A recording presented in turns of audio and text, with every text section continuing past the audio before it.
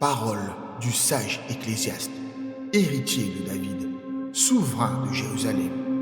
Vanité des vanités, proclame l'Ecclésiaste. Vanité des vanités, tout est fugace, une brume qui s'évanouit.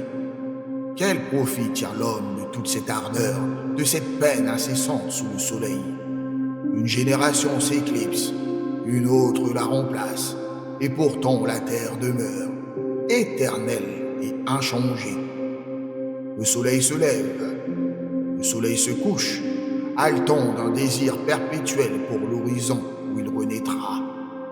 Le vent souffle vers le sud, il tourne ensuite vers le nord.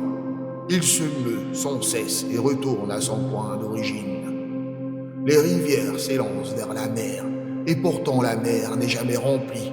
Elles retournent inlassablement à leur source. Tout est labeur au-delà des mots, l'œil jamais repu de contempler, l'oreille jamais lassée d'écouter. Ce qui fut sera encore, et ce qui s'accomplit se répétera. Sous le soleil, rien n'est véritablement nouveau. Peut-on dire, regardez, voilà du neuf? Tout existait déjà dans les âges passés. On oublie ce qui est ancien, et ceux qui viendront ne se souviendront pas davantage des temps présents.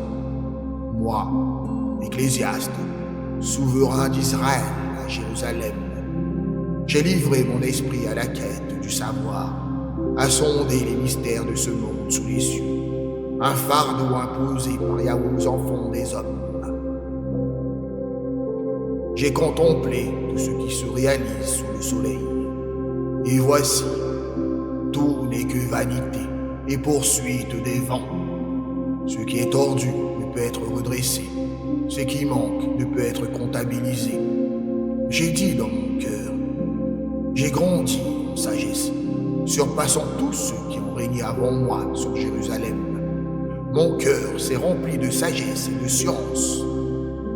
J'ai dirigé mon esprit vers la connaissance de la sagesse et celle de la folie. Et j'ai compris que cela est aussi une course contre le vent. Car plus on s'élève en sagesse, plus on goûte à l'amertume. Et celui qui accroît sa science accroît aussi sa